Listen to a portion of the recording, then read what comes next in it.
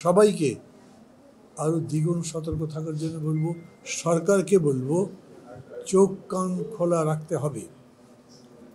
সরকার ঘটনা ঘটবার পরে কাজ করবেন সেরকম না। আমরা সরকারকে এই বিষয়গুলোতে প্রোঅ্যাক্টিভ দেখতে চাই। কেন? ওই যে লক্ষণ দেখলেই বোঝা যায় পরে কি হতে পারে। গত কয়েকদিন ধরেই যে অস্থিরতা হয়েছে, এগুলোর পেছনে সরকার হেঁটেছেন, তাই দেখেছি আমরা।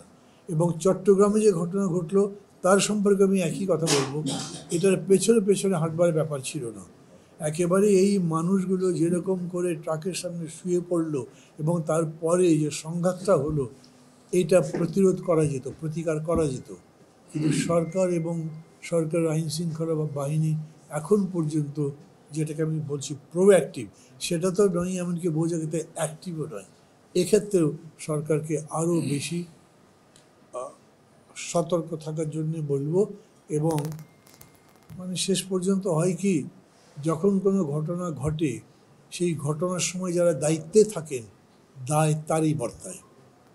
কাউকে কাঠগড়ায় দাঁড় করবার কথা বলছি না, কাউকে দোষারোপ করছি না, কিন্তু ইতিহাসের রায়টা এরকমই হবে, এটা বুঝে যেন সরকার তার আচরণগুলো করেন, সে কথা বলছি।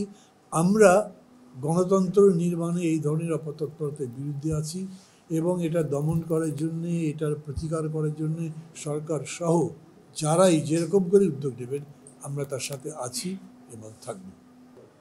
আজকে সারা দেশব্যাপী যে নৈরাজ্যকর পরিস্থিতির সৃষ্টি করা হয়েছে, একটার পর একটা আপনারা দেখছেন যে এই নৈরাজ্যকর পরিস্থিতি সৃষ্টি করার মূলে কারা, কী জন্য হচ্ছে, তাই আমরা দেশবাসীকে অবগত করার জন্য আমরা আজকে গণতন্ত্র মঞ্চ থেকে এই সংবাদ সম্মেলনের আয়োজন করেছি।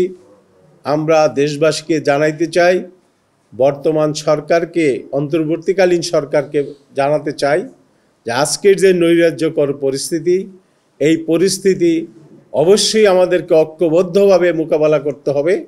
কারণ এই আগস্টের 5-এর যে মহান গণ অভ্যুত্থান, এই গণ অভ্যুত্থানের পরাজিত শক্তি ভারতে বসে কলকাঠি নেড়ে যেভাবে বাংলাদেশে নৈরাজ্যকর পরিস্থিতির সৃষ্টি করছে এবং তারা হুমকি দিচ্ছে যে তারা লং মার্চ করবে, বিভিন্ন ভারতের বিভিন্ন মিডিয়া সেটা প্রকাশ হয়েছে, লং মার্চ করে বাংলাদেশে ঢুকবে এবং এই বাংলাদেশের স্বাধীনতা সার্বভৌমত্ব তারা ক্ষুণ্ণ করবে।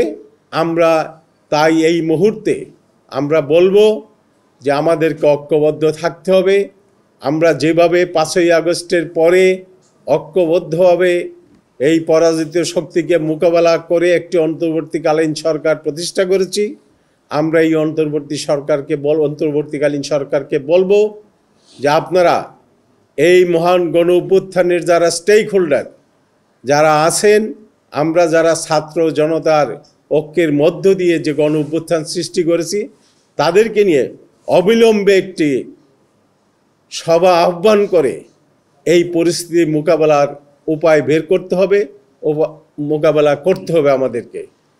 আর এই ভাই একজন প্রশ্ন করেছে, আপনাদের সাংবাদিক ভাই, এটা জুনায়েদ সাগীর বক্তব্যের মধ্য দিয়ে সেটা পরিষ্কার হয়ে গেছে। আমি আবারও বলতে চাই, ব্যাহত হওয়ার কোনো সুযোগ আমাদের নেই। আমরা কোনোভাবেই আমাদের এই অভ্যুত্থানের বিজয়কে নস্যাৎ করতে দিব না। আমরা এই বিজয়কে, তার মূল লক্ষ্য উদ্দেশ্যকে আমরা সফলতার দিকে নিয়ে যাব।